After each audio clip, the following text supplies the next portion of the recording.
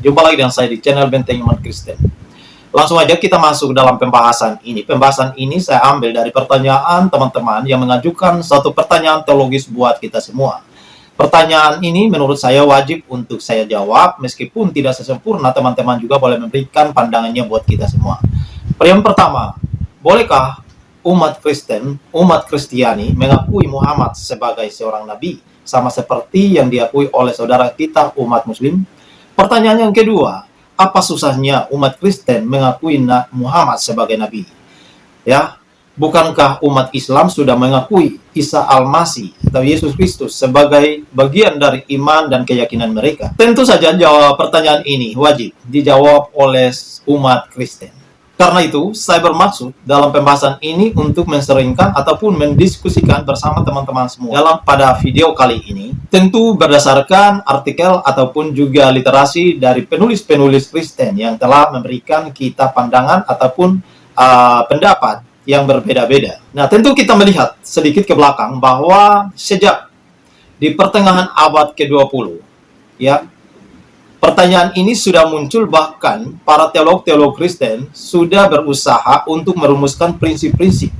Bisakah atau bagaimanakah atau mungkinkah orang Kristen, umat Kristianis di seluruh dunia mengakui Muhammad sebagai Nabi Muhammad? Dan inilah merupakan usaha-usaha dari para teolog-teolog Kristen, dan para teolog-teolog ini berusaha untuk meyakinkan umat Kristen di seluruh dunia, ya, untuk mengakui Muhammad sebagai nabi, ya. Sekalipun dalam pandangan teologisnya berbeda, tetapi di dalam sisi sosiologisnya, bisakah, bolehkah umat Kristen mengakui Muhammad sebagai nabi? Tentu sangat bisa, teman-teman. Nah, oleh karena itu, pada kesempatan ini saya bawa kita untuk kita melihat, ya, di mana di dalam satu konferensi di Spanyol pada tahun 1977, di sana ada seorang profesor, Gregorio Lois, dan ia berargumentasi seperti ini.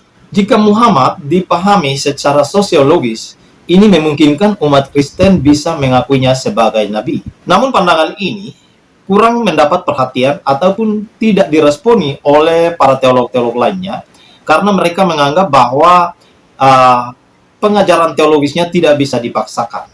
Nah, yang kedua, jawabannya adalah dalam terobosan teologis tentu tidak bisa kita paksakan, sekalipun kita berusaha untuk memahami keyakinan saudara-saudara kita, karena inilah yang kemudian ditunggu-tunggu oleh saudara-saudara kita umat Muslim, ya.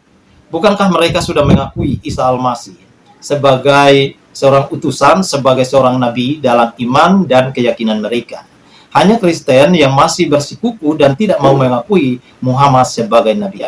Nah, di dalam kesimpulannya, kita akan menemukan jawaban iya atau tidak. Nah, yang pertama, Ismail bukan bagian daripada anak perjanjian, atau bukan bagian dari perjanjian di dalam kitab suci Alkitab Perjanjian Lama. Hingga bagi umat Kristen, tidak mudah mengakui ataupun mengorbankan pandangan teologisnya bahwa Muhammad adalah seorang nabi atau seorang utusan. Itu alasan yang pertama. Alasan yang kedua, karena umat Kristen mengakui bahwa jabatan kenabian sudah berakhir, yaitu di nubuatan tentang Yesus Kristus. Yohanes berseru di padang gurun, dan Yohanes adalah nabi terakhir yang menyuarakan tentang kedatangan seorang utusan, kedatangan tentang seseorang yang akan memerintah di atas dunia ini, Yeshua HaMashiach. Lalu kemudian dalam bahasa Arab yaitu Isa Al-Masih, dan bahasa Yunani adalah Christos atau Kristus. Inilah yang kemudian diakui oleh umat Kristen bahwa kenabian sudah berakhir, yaitu Yesus adalah nabi terakhir. Nah, ini adalah alasan-alasan yang kemudian umat Kristen tidak dengan mudah mengakui Muhammad sebagai nabi di dalam agama Kristen.